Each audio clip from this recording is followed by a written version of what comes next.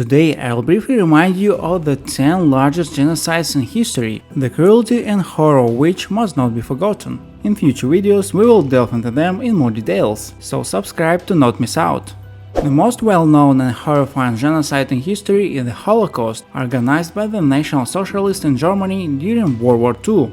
This dreadful period in history is commonly associated not only with the extermination of Jews, but also with the tragedy of other population groups, including Roma, disabled individuals, homosexuals, Soviet prisoners of war and others. The Holocaust resulted from the systematic propagation of anti-Semitic ideologies by the Nazi Germany. Initially, this policy was aimed at isolating the Jewish population from the German population, but over time it escalated into the mass extermination of Jews and other groups considered inferior. As a result of the Holocaust, approximately 60% of all European Jews perished, totaling 6 million people. This tragedy also affected the Roma, among whom there were multiple victims, as well as 10% of the Polish population and around 3 million Soviet prisoners of war. The victims of the Holocaust met different fates. Some were shot on the spot, while others were detained in concentration camps, where they faced hunger, cruel experiments, and horrifying abuse. The Armenian Genocide is also a horrifying event and the largest genocide in history. The issue of the Armenian question was always pertinent in the Ottoman Empire. Armenian Christians were regarded as second-class citizens and deprived of basic rights in a Muslim state. Formally, the beginning of the genocide is considered to be 1915, but it's important to remember that prior to this, there were mass killings of Armenians, such as the mass murders in 1994–96 and the Silesian massacres in 1907. With the onset of World War I, some Armenians sided with Russia, and after a series of Russian army victories over the Ottoman Empire, the Turks accused all Armenians of betrayal. Following the disarmament of Armenians, mass killings and deportations began. Armenians were sent to perilous and remote areas without food and water, where they perished. The Armenian genocide continued until 1923. It's worth noting that parallel to the Armenian genocide, the Ottoman Empire also witnessed Assyrian and Pontic genocides. Estimates of the death toll vary from 1 to 2.5 million people. The Rwandan genocide, about which few have heard, claimed the lives of approximately 1 million people. This horrific episode began in 1994, during the civil war in the country. The Tutsi population had previously lived in Burundi, but was expelled from the country due to ethnic conflicts, migrating to neighboring Rwanda. In Rwanda, they were derogatorily referred to as cockroaches and were not warmly received. Ethnic conflicts flared up after the assassination of Rwanda's president, and national minorities were accused of betrayal. This led to the start of mass killings, with women and children among the victims. The genocide lasted for several months and claimed the lives of about 2 million Tutsi people. The Ukrainian Holodomor occurred in 1932–1933 and has been recognized as a genocide by many countries. Most historians today agree that the Holodomor was deliberately engineered. The authorities did not provide assistance to the starving population, while grain exports continued unabated. Additionally, the authorities confiscated all food reserves from the majority of Ukrainian peasants, leading to mass famine. Among other reasons for the Holodomor, the unsuccessful collectivization, the absence of an adequate planning and accounting system by government ministers, and the inability to accept foreign aid are noted. During this same time, famine was also observed in other regions of the Soviet Union, such as Kazakhstan and Western Siberia. Estimates of the death toll during the Holodomor range from 2 to 5 million people.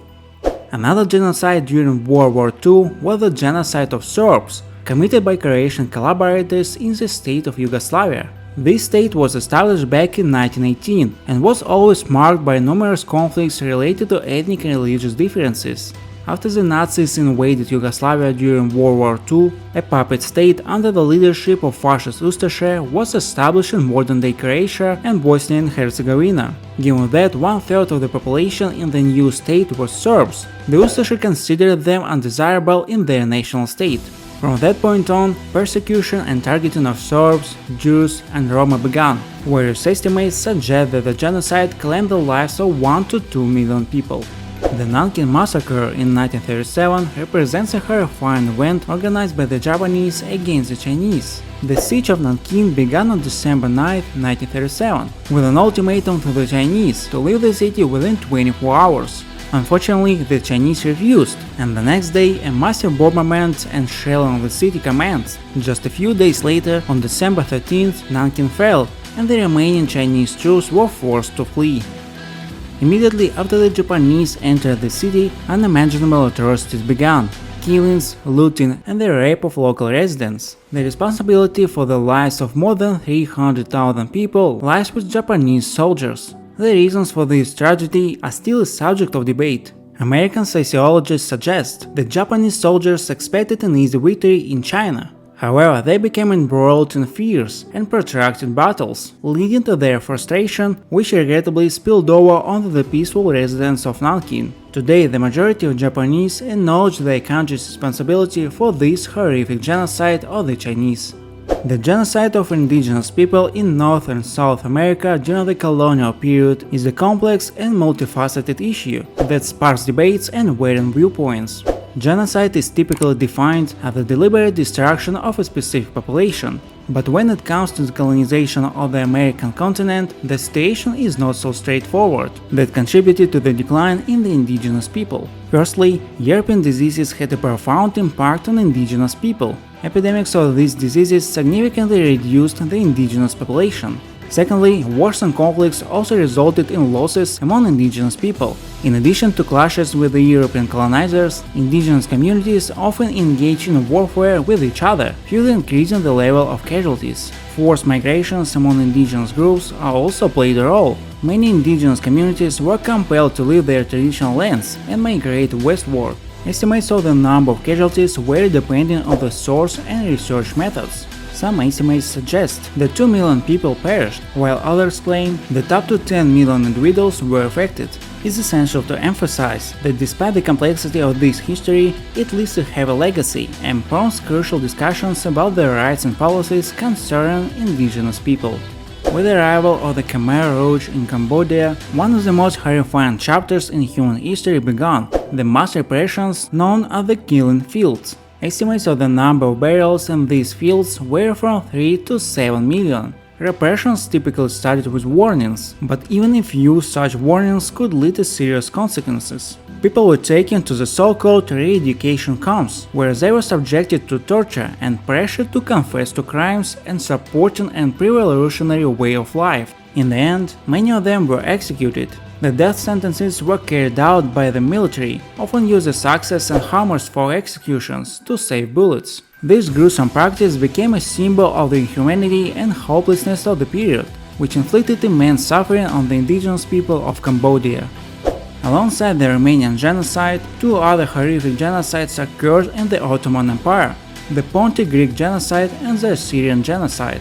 These tragic events unfolded during World War I, as part of what were known as actions against internal enemies. The Turks aimed to cleanse Asia Minor of its Christian population, and in this context, the Pontic Greeks were subjected to deportation. Some communities were given a chance to survive if they converted to Islam.